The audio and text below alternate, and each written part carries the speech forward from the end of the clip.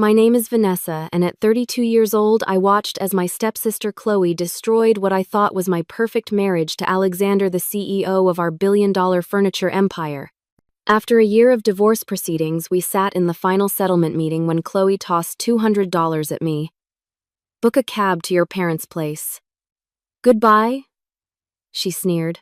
That was when my lawyer burst out laughing.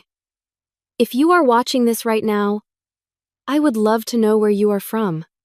Drop a like and subscribe if you have ever been underestimated, because what happened next changed everything. I grew up in a modest neighborhood in Boston with just my mom. She worked 2 jobs to keep a roof over our heads after my dad left when I was just 3 years old. We never had much, but Mom made sure I never felt like I was missing out. She sewed my clothes, helped with school projects, and taught me to appreciate what we had. Our tiny apartment became a canvas for my creativity. I would rearrange our sparse furniture and decorate with items I found at yard sales. Even as a child, I had an eye for design and making spaces feel like home. Everything changed when I turned 12. Mom met James, a widower with a 10-year-old daughter named Chloe. After a whirlwind romance, they married. And suddenly our family of 2 became 4. James had a comfortable 3-bedroom house in a nicer part of town, so we moved in with them. I was excited to have a sister, someone to share secrets with and stay up late talking. Chloe had different ideas. From the day we moved in, she made it clear she did not want to share her father or her home. The first night I found her going through my things, claiming she was just getting to know me better. But the next day, my favorite bracelet, a gift from my grandmother, mysteriously disappeared. When I confronted her, she denied taking it, and James suggested I must have lost it during the move. That became a pattern. Chloe would take my things, deny it, and somehow make me look like the problem. When I got a new sweater for my birthday, Chloe would suddenly need to borrow it for a special occasion. It would return with a stain or tear. My homework would go missing the night before it was due. Friends who came to visit me would leave as her friends instead. Mom tried to mediate, but she was so grateful to James for giving us stability that she often encouraged me to try harder with Chloe. She lost her mother, Mom would remind me. She needs extra understanding. So I gave in time after time, hoping eventually Chloe would see me as family. High school brought temporary relief. I threw myself into academics and extracurricular activities, staying away from home as much as possible. I joined the yearbook committee, art club, and business club, discovering I had talents in both creative design and strategic thinking. My guidance counselor encouraged me to apply for scholarships, and I won enough to attend the state university with a double major in business administration and interior design. College was the fresh start I needed. I flourished in the design program, earning praise from professors for my innovative approaches to furniture functionality. During my junior year, I took an advanced design course focused on sustainable materials. That was where I met Alexander Thompson. Alexander sat next to me on the first day of class. Tall, with dark, wavy hair and intense green eyes, he stood out not just for his looks but for his passion. While most students were taking the class to fulfill a requirement, Alexander had a vision. He wanted to revolutionize the furniture industry with eco-friendly, beautiful pieces that everyday people could afford. The problem with sustainable furniture, he told me during our first conversation, is that it is either ugly, uncomfortable, or costs more than a car. I want to change that. I was drawn to his ambition and shared my own ideas about designs that could be both practical and stunning. We started meeting after class to sketch concepts, our heads bent together over notebooks in the campus coffee shop. He had the business insight while I had the design instinct. We complemented each other perfectly. By the end of that semester, we were dating. By senior year, we were inseparable. Alexander shared stories of his childhood surrounded by his father's failed business ventures. My dad had good ideas but poor execution. I learned what not to do by watching him, he explained. I told him about growing up with little and how it taught me to see the beauty and potential in cast-off items. Meanwhile, Chloe was attending a private college paid for by her father. She would call home with stories about parties and shopping trips while I worked part-time jobs to cover my expenses beyond the scholarship. Whenever I visited home, she would make comments about my quaint little major and how I would probably end up decorating model homes in the suburbs. Alexander proposed the weekend after graduation. We were hiking in the mountains, and at the summit he pulled out a small wooden box he had carved himself. Inside was a simple but elegant ring. "I cannot afford much yet," he said, "but one day I will give you everything you deserve."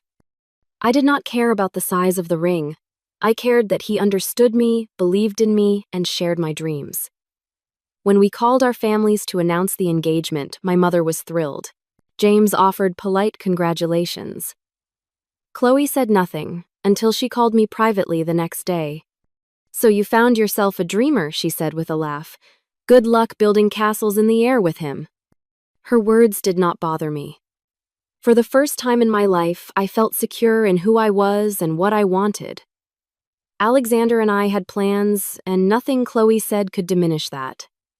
Little did I know that her dismissal of our relationship was just the beginning of a much larger pattern that would eventually threaten everything we built. Alexander and I married 6 months after graduation in a simple ceremony at a local park. Instead of an expensive honeymoon, we put our wedding gift money toward starting our furniture business. My mother gave us her entire savings of $5,000 as a wedding present despite my protests. "I have been saving this for your future. Since the day you were born," she insisted. This is exactly what it was meant for. We rented a small apartment and converted the attached garage into our workshop. During the day, I worked at a local design firm while Alexander took a sales job at a furniture store to learn the industry from the inside.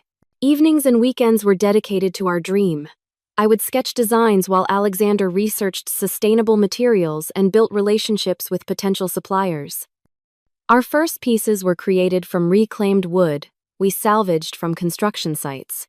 Alexander would negotiate with contractors to take discarded materials, and we would transform them into coffee tables, bookshelves, and dining chairs.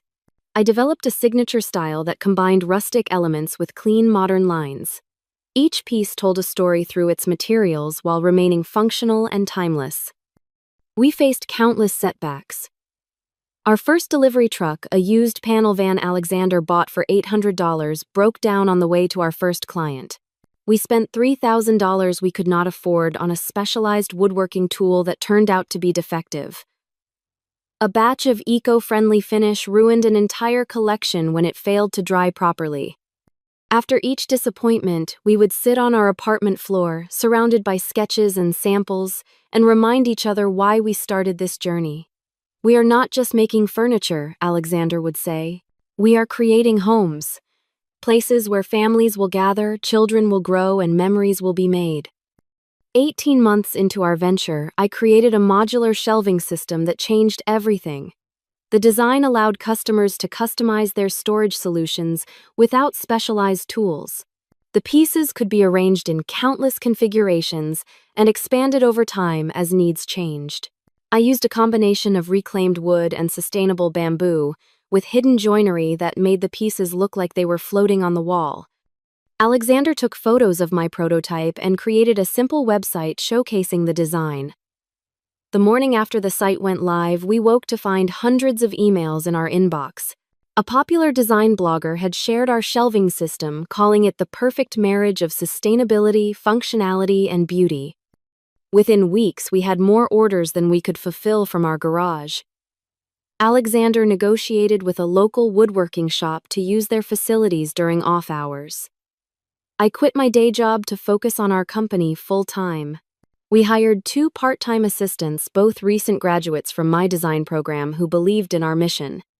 As demand grew, Alexander focused on the business operations while I continued refining our designs and developing new pieces. We made a conscious decision for Alexander to be the face of the company. He had the charisma and business vocabulary to impress investors and clients. I preferred working behind the scenes, creating the products that were becoming our signature. Thompson Design House expanded from shelving to full furniture collections. We moved operations to a small warehouse, and hired our first full-time employees. Alexander secured a meeting with a national home goods retailer who wanted to feature our coffee tables in their stores. The initial order was large enough for us to invest in better equipment and a larger production space. Through it all, Alexander and I remained equal partners. Though he held the title of CEO for public purposes, we made every significant decision together. Late nights in our office, we would discuss strategy over takeout food, debating the merits of rapid expansion versus controlled growth. We agreed that maintaining quality and our sustainable ethos was non-negotiable, even if it meant growing more slowly. What few people knew, including our families, was that our legal structure reflected this partnership. On the advice of our business attorney, we had set up the company with a complex ownership arrangement. While Alexander was the public CEO, I actually held 51% of the voting shares. This was partly a protective measure in case one of us became incapacitated, but also acknowledged my role as the creative engine of our success. Alexander had insisted on this structure, saying, "Your designs are what make us special." This protects both of us and the integrity of what we are building. By our 5th anniversary, Thompson Design House had grown to a $30 million company with 60 employees. We had expanded to 3 product lines sold in stores nationwide. Our little garage operation now occupied a renovated former textile mill where we combined manufacturing with elegant showrooms. We finally bought our dream home, a Victorian fixer-upper that I spent 2 years restoring and furnishing with our own pieces. Through these years of growth, Chloe remained on the periphery of our lives. She would appear at family holidays, always with a new boyfriend, and stories of her glamorous life in New York, working in fashion, public relations. She would make comments about how lucky I was that Alexander had turned my little hobby into a real business. I would smile and change the subject, not bothering to correct her assumption that Alexander was the driving force behind our success. What I failed to notice was how her interest shifted as our company grew more prominent.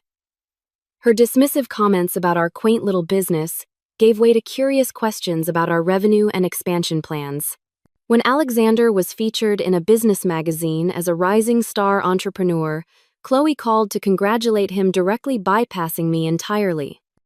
These were warning signs I should have heeded, but I was too consumed with our growing business and too accustomed to Chloe's behavior to recognize the danger approaching.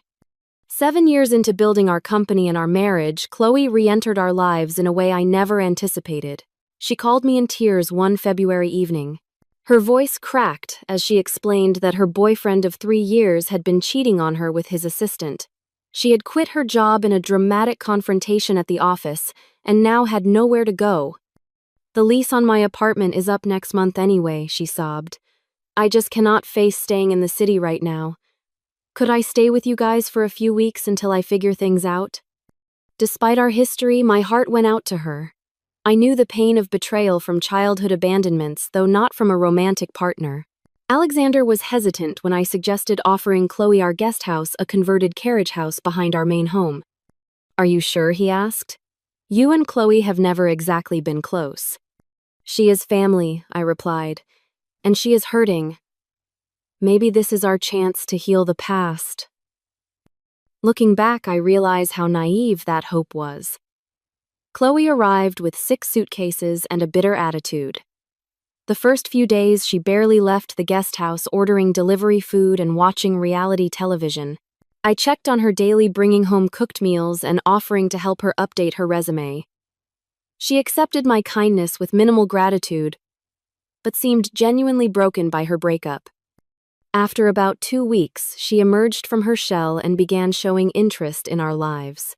She asked for a tour of our offices and manufacturing facility. I was thrilled by what seemed like genuine curiosity about my work for the first time. She complimented my designs and asked thoughtful questions about our creative process. "You are actually really talented, Vanessa," she said, sounding surprised as she examined one of my latest chair prototypes. I had no idea. Her validation should not have mattered to me after all these years, but some part of me still craved approval from the stepsister who had dismissed me for so long. I began inviting her to dinner with us, regularly, eager to strengthen our newfound connection. The first sign of trouble came about a month into her stay. I returned home early from a meeting, with a supplier to find Chloe and Alexander in deep conversation in our kitchen. They fell silent when I entered, exchanging a quick glance before Alexander announced he needed to return some work calls. "What were you guys talking about?" I asked Chloe after he left. "Oh, just some ideas I had for expanding your social media presence," she said casually. "Did you know I handled all the Instagram marketing for my last company?" Alexander seemed really interested in my approach. I brushed off the momentary unease I felt. After all, we could use help with our social media strategy, which had never been my strong suit. Over the next few weeks, I noticed Chloe making more efforts with her appearance when Alexander was home. She would wear form-fitting workout clothes to do yoga in the garden when she knew he would be passing by. Her casual touches on his arm during conversation lingered a beat too long. Alexander began working later and later. When I called the office one evening at 8:30, his assistant said he had left 2 hours earlier. He arrived home at 11, claiming he had been at a business dinner with potential investors. His cologne smelled different, stronger, as if recently applied. "Why did your assistant think you left at 6:30?" I asked. "She must have been confused," he replied, not meeting my eyes. "I told her I was heading to the dinner directly from the office." I found myself checking his phone when he was in the shower. The rational part of me knew this was wrong, a violation of trust, but my instincts were screaming that something was off. One morning I saw a text from Chloe. "Last night was exactly what I needed. Thanks for listening." When confronted, Alexander laughed it off. "She was upset about her ex again. We talked on the back patio while you were working on those new designs in your studio. You were so in the zone, I did not want to disturb you." I wanted to believe him. Our marriage had always been solid, built on mutual respect and shared dreams. But the knot in my stomach would not dissolve. Chloe's few weeks stretched into 3 months. She began attending industry events as my guest, charming our investors and partners with her outgoing personality and fashion sense. Several times I noticed her and Alexander in animated conversations across crowded rooms, their body language excluding others from their private exchange. Then came the business trip to Chicago. We were opening a new showroom and both Alexander and I planned to attend. The day before our departure, I developed a severe case of food poisoning. Alexander insisted on going without me. "The investors are expecting us," he said. "One of us has to be there." Chloe offered to nurse me back to health. "You rest, sis. I will make sure you have everything you need." The next 3 days passed in a blur of sickness and sleep. Chloe brought me tea and toast, checked my temperature, and kept the house quiet. I was genuinely touched by her care. On the 4th day, feeling somewhat recovered, I decided to check my work emails. I opened my laptop to find that Alexander had left his email logged in. A message from our Chicago hotel caught my eye. "Thank you for upgrading to our executive suite with complimentary champagne for 2. We hope you and Miss Cooper enjoyed your stay." My hands trembled as I pulled up our credit card statement online. There were charges for a romantic dinner at Chicago's most exclusive restaurant, 2 theater tickets, and a late-night room service order. All for 2 people. When I called the hotel directly, the cheerful receptionist confirmed that Mr. Thompson had indeed stayed with his wife, Miss Cooper, Chloe's last name. I confronted her immediately, still weak from my illness but fueled by a burning rage. "Did you go to Chicago with Alexander?" Chloe did not even try to deny it. A slow smile spread across her face as she examined her manicure. "I wondered how long it would take you to figure it out." "Yes, I went with him. And it was not the first time we have been together." "How could you do this, after everything I have done for you?" She laughed, the sound brittle and cold. "Oh, Vanessa. Always so naive. Did you really think someone like Alexander would be satisfied with someone like you forever? You were useful when he was building the company, but now he needs someone who enhances his image, who can move in high society circles. Someone like me." I was still reeling from this confrontation when Alexander returned home. Instead of shame or apology, he exhibited only irritation at being discovered. "It just happened," he said dismissively. Chloe understands me in ways you never have. She sees my vision for taking the company global. My designs built this company. I reminded him finding strength despite my physical weakness. Our shared vision. Our shared work. Alexander's laugh was eerily similar to Chloe's. Your designs. They were a good starting point, but my business acumen made them successful. Anyone can draw pictures of furniture, Vanessa. Building an empire takes something special. In that moment, I saw clearly how thoroughly he had revised our history, diminishing my contributions to justify his betrayal. The man standing before me was unrecognizable from the passionate, principled partner I had married. Success and ambition had corrupted him, or perhaps revealed who he had been all along. I want you both out of my house, I said quietly. Alexander's expression hardened. Actually, I think you will be the one leaving. The house is in my name, remember, for tax purposes. And the company too. As CEO, I control everything. We are equal partners, I protested, legally and in every other way. Check the paperwork, he suggested with a smirk. Things might not be as you remember them. That night, I moved into a hotel, too devastated to argue and needing space to think. I would soon discover that Alexander had been planning this betrayal, methodically altering company documents, and positioning himself as the sole creative force behind our success. What he did not know was that some papers cannot be changed, and some betrayals come with unexpected consequences. The weeks following my discovery of the affair were the darkest of my life. I moved from the hotel into a small one-bedroom apartment that cost nearly half my available savings. Alexander had frozen my access to our joint accounts and company funds, claiming I was a flight risk who might damage the company out of spite. Meanwhile, he and Chloe flaunted their relationship publicly. They attended industry galas together, gave joint interviews about the exciting new direction of Thompson Design House, and moved my personal belongings to storage without my consent. Chloe began redecorating our home, replacing the furniture I had designed with gaudy, expensive pieces from our competitors. My first lawyer, a family friend who specialized in real estate law, was quickly outmatched by Alexander's aggressive legal team. They presented documentation showing that I had signed over my creative rights to the company years ago and that Alexander held sole ownership.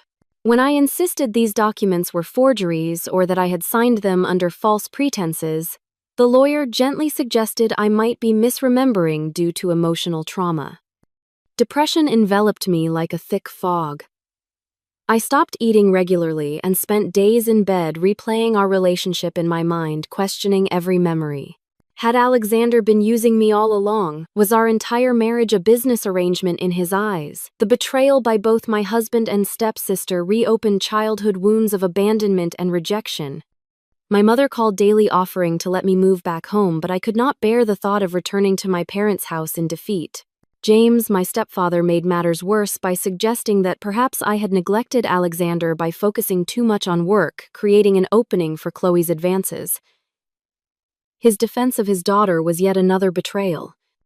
6 weeks into this downward spiral, my former assistant from Thompson Design House, Zoe, reached out. She had quit shortly after my departure, unable to stomach the hostile takeover of the company culture. "You need to fight back," she urged over coffee in my sparse apartment. "Alexander is running the company into the ground. He is cutting corners on materials, outsourcing production to factories with questionable labor practices, and alienating the artisans who made your designs special. Everything you built is being dismantled." Her words pierced through my fog of self-pity. This was not just about my marriage or personal humiliation. It was about the company we had built, the employees who believed in our mission, and the principles I had fought to uphold. "But what can I do?" I asked. "He has all the power and resources." "Not necessarily," Zoe replied, a hint of mystery in her voice. "You need a better lawyer. Someone who specializes in both divorce and corporate law. I might know someone." That someone was Patricia Winters, a formidable attorney in her mid-40s with a reputation for handling complex high-asset divorces with business entanglements. Her consultation fee alone was $800, nearly emptying my checking account, but The moment she reviewed my case, I knew she was worth every penny. Unlike my previous lawyer, Patricia did not accept the documents Alexander presented at face value. She dispatched her team to search public records, examine the original incorporation papers, and trace every legal filing in our company's history. "Something does not add up," she said during our second meeting. "The ownership structure changed 3 times in the past 2 years, each time reducing your stake. But the signatures on these amendments do not quite match your earlier signatures. And there is another issue. Do you remember the original operating agreement you both signed when forming the company?" I strained to recall the details from 8 years ago. Vaguely. Alexander handled most of the legal paperwork. I focused on design and production. But I know we set it up as equal partners. Patricia slid a document across the table. More than equal. According to the original filing, which cannot be altered without signatures from both parties and witnesses, you hold 51% of the voting shares. Alexander holds 49%. I stared at her in disbelief. That cannot be right. Alexander would never have agreed to give me controlling interest. Actually, it was his idea, Patricia said, showing me a note in Alexander's handwriting attached to the original document. His comment here states that since your designs were the cornerstone of the business, you should have final say in any dispute to protect the creative integrity of the company. The memory flooded back. We had been sitting with our first lawyer, a kind older gentleman who had warned us about business partnerships dissolving under pressure. Alexander had insisted on giving me the slight majority share, saying it would ensure our company never strayed from its founding principles even if we disagreed on strategy. Alexander must have forgotten about this arrangement, I whispered, or assumed he had changed it along with the other documents. This is our leverage, Patricia explained. But we need to be strategic about how and when we reveal it. In the meantime, we need to document everything Alexander and your stepsister are doing to damage the company and violate its founding principles. Over the next 4 months, Patricia built our case methodically while I rebuilt my strength. With Zoe's help, I connected with loyal employees still at Thompson Design House, who secretly provided information about Alexander's mismanagement. He had replaced quality materials with cheaper alternatives while maintaining premium prices. He had canceled our partnerships with sustainable forestry programs. Most damaging, he had hired a different designer to create pieces remarkably similar to my upcoming collection, which he planned to release under his sole creative direction. During this time, Alexander offered insultingly low settlement proposals, each one accompanied by thinly veiled threats. "You should take this now," his lawyers would advise. "Mr. Thompson is being generous considering your limited contributions to the company's success." The lowest point came when I learned that Alexander and Chloe had become engaged barely 6 months after our separation. They held a lavish party at our former home, inviting industry leaders and press to celebrate. The business journals praised Alexander's bold new vision and referred to Chloe as his partner in both life and creative direction. In my darkest moments, Patricia became not just my attorney but my champion. "They think they have won," she would remind me. "That gives us the advantage of surprise. Keep documenting, keep gathering allies. Your moment will come." And she was right. Alexander's arrogance led to carelessness. He began using company funds for personal expenses, a clear violation of corporate governance. He fired several long-tenured employees who questioned his decisions, creating potential wrongful termination claims. Most significantly, he attempted to sell company assets to fund a new manufacturing facility without proper board approval. Meanwhile, I slowly reconnected with my creative spark. In my small apartment, I began sketching again, developing new designs that represented my personal evolution through adversity. I met quietly with a few trusted former clients who had been disappointed with the company's new direction. Without making promises, I planted seeds about my eventual return to the industry. By the time Alexander's lawyers called to schedule a final settlement conference, Patricia had compiled an ironclad case. We had evidence of document fraud, misappropriation of company funds, intellectual property theft, and breach of fiduciary duty. Most importantly, we had the original incorporation documents proving my majority ownership. "Are you ready for this?" Patricia asked the night before the meeting. "Once we play this card, there is no going back. Alexander and Chloe will be exposed, but so will you. The industry will know everything."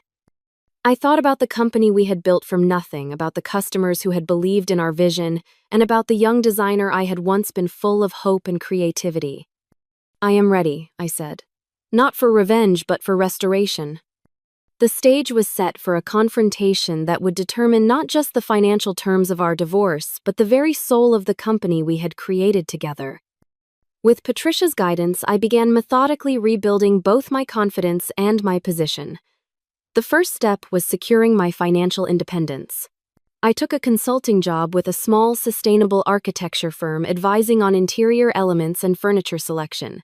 The work was far below my capabilities, but it provided steady income and reconnected me with my design roots without the pressure of running a company. On Patricia's advice, I maintained a low profile publicly. When industry acquaintances asked about the divorce, I offered minimal comments about irreconcilable differences and wishing Alexander continued success. This restraint confused Alexander, who had expected public accusations and emotional outbursts he could use to paint me as unstable. "He is waiting for you to implode," Patricia observed after one particularly provocative interview, where Alexander claimed I had struggled with the pressures of growth and needed to step away for personal reasons. "Every day you remain calm and professional frustrates him more." Behind this composed facade, we were assembling a powerful coalition. Daniel Foster, our company's original investor who had been marginalized by Alexander, became a crucial ally.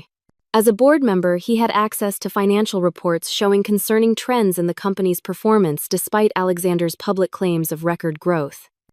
"The numbers do not lie," Daniel told me during a discreet meeting at Patricia's office. "Customer returns are up 40%. Repeat business is down. The core clientele who appreciated the sustainable materials and craftsmanship are abandoning the brand."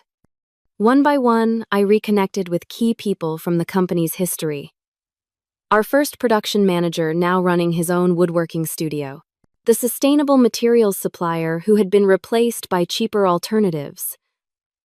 The marketing director who had resigned rather than promote what she considered false claims about the company's environmental practices. Each conversation strengthened my resolve and contributed pieces to our strategy. These loyal former team members agreed to provide statements about the company's founding principles and my role in establishing its creative direction. They shared documentation of Alexander's recent deviations from our quality standards and ethical commitments. The most valuable ally emerged unexpectedly. Harold Winters, the company's chief financial officer and Alexander's fraternity brother, requested a confidential meeting through Patricia. I had always considered Harold firmly in Alexander's corner, but his expression when we met revealed a man in profound ethical distress. "I cannot be part of this anymore," he confessed, sliding a flash drive across the table. "Alexander is cooking the books. He is inflating sales figures, hiding expenses, and misleading investors. I have tried to counsel him, but Chloe encourages his worst instincts. She wants the celebrity lifestyle without understanding the business fundamentals."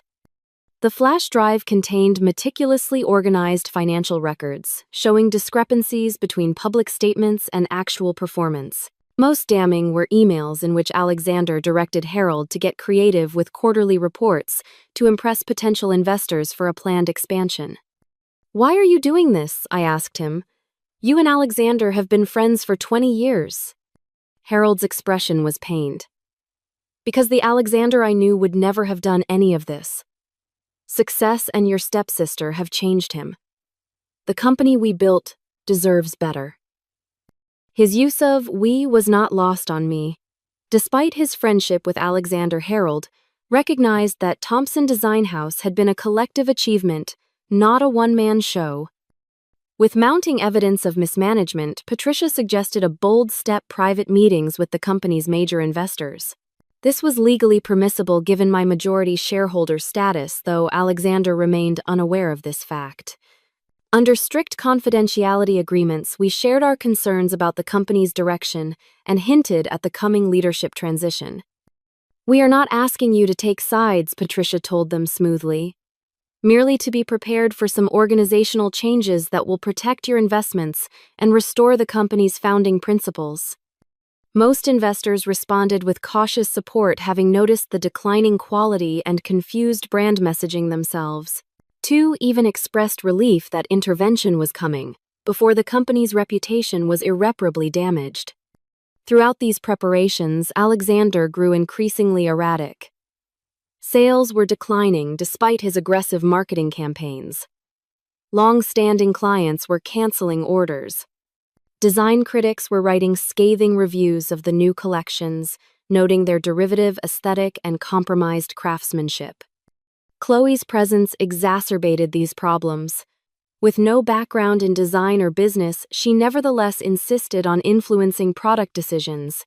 She pushed for flashier, trend-focused pieces that abandoned the timeless quality that had built our reputation.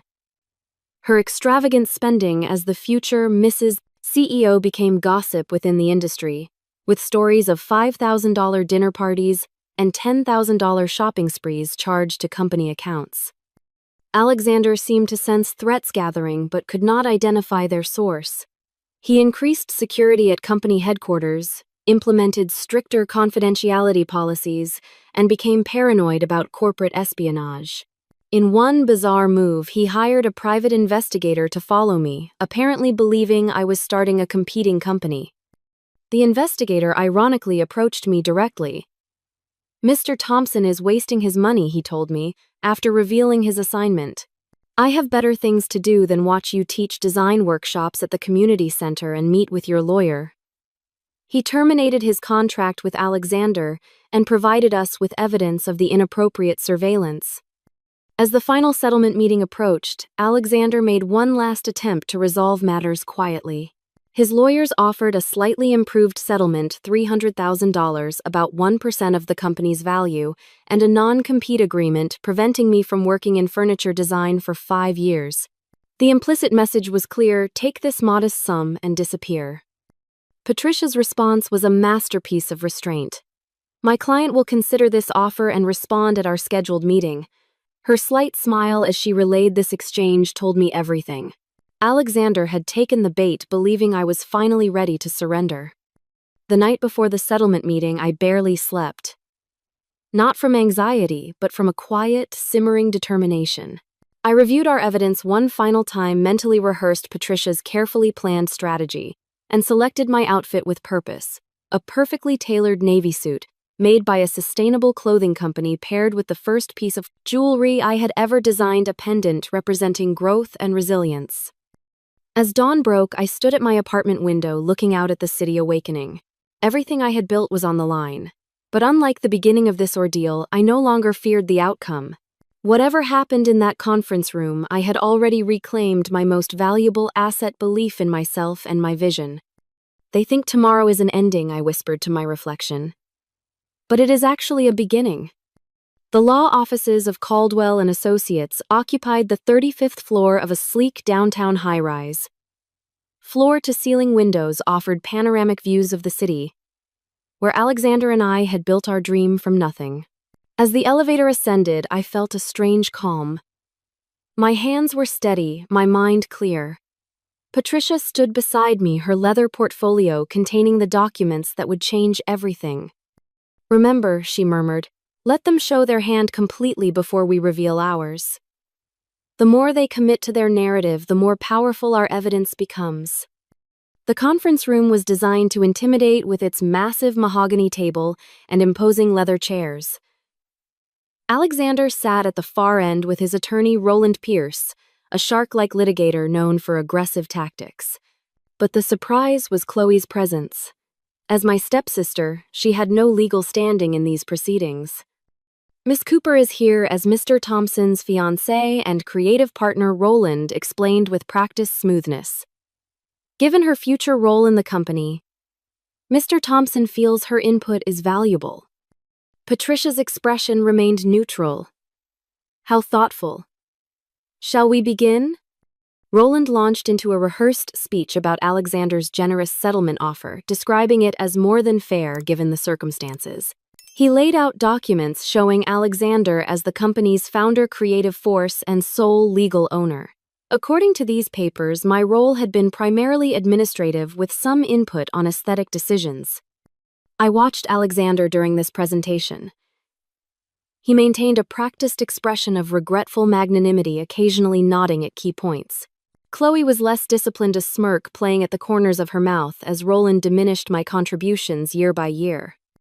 In summary, Roland concluded, Mr. Thompson is prepared to offer $300,000 as a final settlement with the understanding that Miss Blake will sign a comprehensive non-disclosure agreement and a 5-year non-compete clause. Additionally, she will make no claims to intellectual property developed during the marriage and will issue a public statement confirming Mr. Thompson's leadership of the company from its inception. Patricia took notes throughout this presentation, asking occasional clarifying questions that revealed nothing of our position. When Roland finished, she thanked him for the comprehensive overview and asked for a brief recess to confer with me privately. They are sticking to the script, she whispered, once we were alone in a small side office. This is perfect. Are you ready for phase 2? I nodded, my resolve hardening. We returned to the conference room where Alexander was checking his watch impatiently. My client has some concerns about the characterization of her role in the company, Patricia began mildly. Perhaps Mr. Thompson could clarify his understanding of the company's founding and Miss Blake's contributions. Alexander leaned forward, clearly prepared for this question. Vanessa had good taste and some interesting ideas early on, he said, his tone patronizing. I have always acknowledged that. But translating concepts into a viable business requires vision, leadership, and risk-taking. The company succeeded because I built the systems, secured the investments, and made the hard decisions. Ideas without execution are worthless. And the original designs, the sustainable manufacturing processes, the relationships with artisan suppliers, Patricia prompted. Alexander waved his hand dismissively. Initial concepts that evolved significantly under my direction. The company outgrew its garage workshop phase years ago. Today's Thompson Design House bears little resemblance to those early experiments. I see, Patricia said. And the current creative direction, the new collections? Here, Chloe interjected, unable to contain herself. Alexander and I have completely reinvented the brand. Those rustic sustainability pieces had limited appeal. Our new luxury positioning has attracted a much more sophisticated clientele. I remained silent, watching this performance with detached interest. These people were strangers to me now, rewriting a history I had lived. Patricia nodded thoughtfully. One last question before we respond to your offer. The financial performance under this new direction. How would you characterize it? Roland stepped in smoothly. The company is experiencing the expected adjustment period during its repositioning. The long-term projections are extremely positive. Projections, Patricia repeated, not current results. Enough questions, Alexander cut in. We are here to finalize a settlement, not review business strategy. Does your client accept our offer or not? Patricia closed her notepad. Before we respond, I believe Miss Cooper had something she wanted to give my client. All eyes turned to Chloe, who appeared momentarily confused before remembering her planned gesture. She reached into her designer handbag and withdrew 2 $100 bills, sliding them across the polished table toward me. For your cab fare, she said with a cold smile. Book a cab to your parents' place. Goodbye, Vanessa. No hard feelings, right? Business is business. The room fell silent. The deliberate humiliation hung in the air, so nakedly cruel that even Roland looked uncomfortable. Alexander studied his watch, neither endorsing nor stopping his fiancée's behavior. I reached for the bills, my fingers hovering over them for a moment. Then I looked up at Patricia and nodded slightly. Patricia's laugh broke the tension, a genuine sound of amusement that startled everyone. She opened her portfolio and began distributing documents to Alexander's team. "What is this?" Roland demanded, scanning the first page. "The original incorporation documents for Thompson Design House," Patricia replied calmly. "You will note on page 3 the ownership structure, clearly establishing my client as the majority shareholder, with 51% controlling interest. This document was properly filed with the state and has never been legally amended, despite the altered copies you have been working from." Alexander snatched the papers from Roland, his face flushing as he read. "This is a forgery. I would never have agreed to this arrangement." Patricia slid another document across the table. "Your handwritten note on the original filing, Mr. Thompson. Quote, Vanessa's designs are the heart of our company. This structure ensures our founding vision remains protected." End quote. "Our handwriting expert has verified its authenticity, as has the notary who witnessed the original signing." Roland was already flipping through the document, his expression darkening. "This should have been disclosed during discovery." "It was included in the original corporate records you requested," Patricia replied. "Not our fault if you relied on the altered versions Mr. Thompson provided, rather than verifying with state records." Chloe looked bewildered. "What does this mean, Alexander? What is she talking about?" Alexander ignored her, his eyes locked with mine for the first time. "Even if this were valid, which I do not concede, it changes nothing. I am still CEO. The board supports me." About that, Patricia continued distributing another set of documents.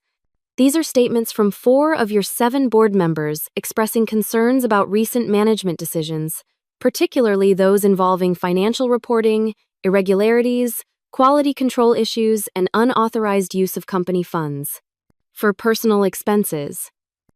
She passed copies of emails, financial records, and photos documenting Alexander and Chloe's extravagant lifestyle funded by company accounts. "My client has been quite thorough in documenting the numerous breaches of fiduciary duty committed over the past 8 months." The color drained from Alexander's face as he recognized Harold's detailed financial analyses among the evidence. "Harold gave you these. That is a violation of his employment contract." Actually, as an officer of a company reporting to the majority shareholder, he was fulfilling his legal obligation, Patricia corrected, which brings us to our counteroffer. She outlined terms that made Roland physically recoil. Alexander would resign as CEO immediately. The board would appoint me as interim CEO while a proper search was conducted for which I would be a candidate. Alexander would retain 20% non-voting shares but have no operational role. The company would return to its original sustainable design principles and ethical manufacturing standards. "This is absurd," Alexander sputtered. "I built this company." "No," I said, breaking my silence at last. "We built it together. Then you tried to steal it. There is a difference." Chloe finally grasped what was happening. "You cannot do this to us. Do you know who I am, who we are in this industry?" Patricia regarded her with clinical detachment. "Miss Cooper, you have no standing in these proceedings. However, we have documented $62,000 in personal expenses you charged to company accounts without authorization. My client is prepared to address that matter separately, unless a prompt repayment plan is established." Chloe turned to Alexander, expecting him to defend her, but he was engrossed in whispered conversation with Roland. The lawyer's grave expression told the whole story. Their position was crumbling. After 20 tense minutes of legal consultation, Roland requested a 24-hour recess to consider our terms. Patricia agreed but added one stipulation. An immediate board meeting would be called to disclose the ownership revelation and suspend any major company decisions pending resolution. As we prepared to leave, I paused at the door and turned back. "Keep the cab fare, Chloe. I drove myself today, and I will be driving myself from now on." In the elevator descending to the lobby, Patricia finally allowed herself a satisfied smile. "That went even better than expected. Did you see Roland's face when he verified the incorporation documents?" "What happens now?" I asked, still processing the dramatic shift in power. "Now Alexander scrambles to salvage what he can. He will likely accept our terms with minor modifications to save face. By this time next week, you will be back in your rightful position." As we stepped out into the bright afternoon sunlight, I felt the weight of months of anxiety and betrayal begin to lift. The company would survive. My designs would continue. And most importantly, I had reclaimed my voice and my value.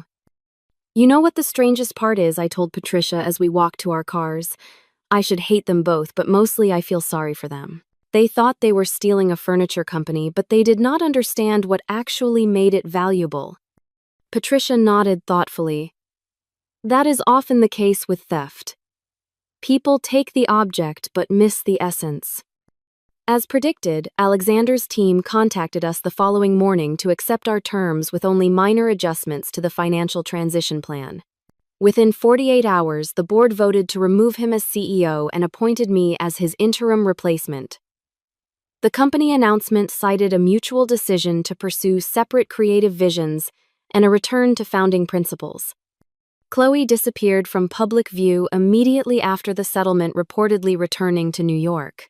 Alexander gave one final interview, claiming the transition was his idea all along, that he had accomplished his goals for the company and was ready for new challenges. Nobody in the industry believed him, but the fiction allowed for a smoother transition. As for me, I drove directly from the attorney's office to our manufacturing facility. There were designs to restore relationships, to rebuild, and a company culture to heal. The true work was just beginning. The morning after the settlement, I walked into Thompson Design House headquarters for the first time in nearly a year. Employees stopped mid-conversation as I crossed the lobby, their expressions ranging from shock to tentative smiles. Harold met me at the elevator, offering a firm handshake that conveyed both professional respect and personal apology. "The executive team is assembled in the conference room," he said. "There are quite a few new faces since your time."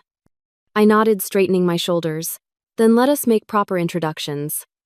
The next hours were a blur of meetings, revelations, and difficult conversations. Some of Alexander's hires were clearly uncomfortable with the sudden leadership change. Others seemed relieved. I made no sweeping declarations or dramatic firings. Instead, I listened, asked questions, and took careful notes on how the company culture had transformed in my absence. The changes were substantial. Our commitment to sustainable materials had been compromised by cost-cutting measures. Our master craftspeople had been marginalized in favor of mass production techniques. The warm collaborative environment had given way to a hierarchical structure with little transparency between departments.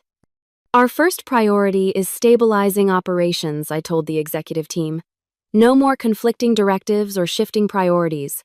We return to our core principles: sustainability, quality, and thoughtful design that stands the test of time." Over the following weeks, I worked 16-hour days rebuilding what had been damaged. I met personally with our artisan partners, many of whom Alexander had alienated with payment delays and unreasonable demands.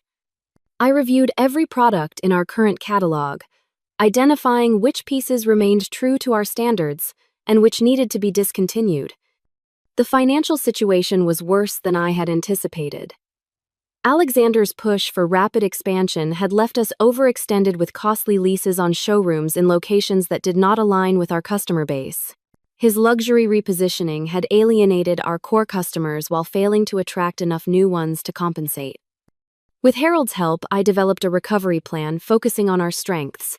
We would scale back to our most successful product lines, reinvest in quality materials, and rebuild relationships with the sustainable suppliers who had been with us from the beginning. Marketing would highlight the craftsmanship and environmental benefits that had always differentiated our brand. The board approved my plan with cautious optimism.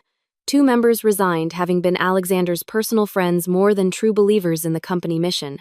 I replaced them with industry veterans who understood the value of ethical business practices and long-term thinking. 3 months into this rebuilding process, I received an unexpected visitor. Lisa Fairchild, the design journalist who had first featured our shelving system years ago, requested an interview about the company's return to roots. Her recent articles had critically questioned the changes under Alexander's leadership, noting the declining quality and confused brand identity. "Be honest with me," she said once we were seated in my office. How bad was it behind the scenes? I considered my response carefully. The industry was full of rumors about the dramatic settlement and leadership change. I could easily paint Alexander and Chloe as villains confirming the most salacious speculations. Instead, I chose a different path. Every company faces growing pains and occasional detours from its core mission, I replied. We explored a different direction that ultimately did not align with our founding principles. Now we are recommitting to what made Thompson Design House special from the beginning: sustainable materials, thoughtful design, and furniture built to become heirlooms rather than disposable goods. Lisa seemed disappointed by my diplomatic answer but respected it. Her resulting article focused on the company's renewed dedication to craftsmanship rather than the personal drama behind the transition. This set the tone for our public narrative moving forward, looking ahead rather than dwelling on past conflicts. 6 months after reclaiming my position, we launched a new collection I had designed during my exile. The pieces combined the warmth of natural materials with clean, timeless lines that could adapt to changing tastes. Each item included elements that could be repaired or replaced over time, reducing waste and extending the furniture's lifespan. The collection was a critical and commercial success, selling out its initial production run in 2 weeks. Design blogs praised its thoughtful functionality and returned to authentic craft values. More importantly, it brought back customers who had drifted away during Alexander's tenure, relieved to see the company returning to its roots. As the company stabilized, I gradually reduced my hours from the initial emergency pace to a more sustainable schedule. This allowed me to finally process the emotional aftermath of the betrayal and divorce. I began seeing a therapist who specialized in recovery from narcissistic relationships, unpacking the patterns that had made me vulnerable to Alexander's manipulation. I also reconnected with friends I had neglected during the crisis, including my oldest friend Grace, who had tried to warn me about Chloe's intentions. I should have listened to you, I admitted during a long overdue dinner. Grace shook her head. You wanted to believe the best about people you loved. That is not a character flaw, Vanessa. It is what makes you who you are. On the 1-year anniversary of the settlement meeting, I received an unexpected message from my mother. Chloe had contacted her asking for money. Apparently, after Alexander lost his position and company housing, he had quickly lost interest in Chloe as well. Their engagement had imploded within weeks, leaving Chloe without the wealthy husband or glamorous lifestyle she had schemed to acquire. She is working as a sales assistant at a department store in New Jersey, my mother reported. James wants to help her financially, but I thought you should know first. My immediate reaction surprised me. Instead of satisfaction at Chloe's downfall, I felt a complex mix of emotions: lingering hurt, faded anger, and unexpected compassion. Tell James he should help his daughter if he wants to, I told my mother. Her choices and their consequences are her journey, not mine. 2 weeks later, I encountered Chloe directly. I was leaving a restaurant after a business dinner when I spotted her across the street struggling with shopping bags at a bus stop. She looked different, her designer clothes replaced by practical retail attire, her confident posture diminished. For a moment, I considered walking in the opposite direction. Instead, I crossed the street. Hello, Chloe. She froze, her expression cycling through shock, embarrassment, and defensiveness. Come to gloat, she asked, chin raised in defiance despite her circumstances. Actually, I was going to offer you a ride, I replied. It is starting to rain. The unexpected kindness seemed to deflate her. Why would you help me after what I did? I considered the question seriously. Because holding on to anger takes energy, I would rather invest elsewhere. And because, despite everything, we were family once. The ride to her small apartment was mostly silent. As she gathered her bags to exit the car, she hesitated. For what it is worth, I am sorry. Not that you would believe me. Maybe, maybe not, I answered truthfully. But I hope you find what you are actually looking for, Chloe. The things you took from me never seemed to make you happy. I drove away without looking back, feeling a lightness I had not expected. The encounter brought closure to a chapter that had been left unfinished in the legal proceedings. Today, Thompson Design House is thriving again. We are smaller than during Alexander's expansion, but more profitable and true to our founding vision. I legally changed the company name to Blake Designs, removing the last vestige of my connection to Alexander. Our workshops now include training programs for young craftspeople, ensuring traditional woodworking skills continue into the next generation. As for me, I have found my voice again, both as a designer and as a woman. The betrayal that once defined my days has faded into a valuable lesson about self-worth and resilience.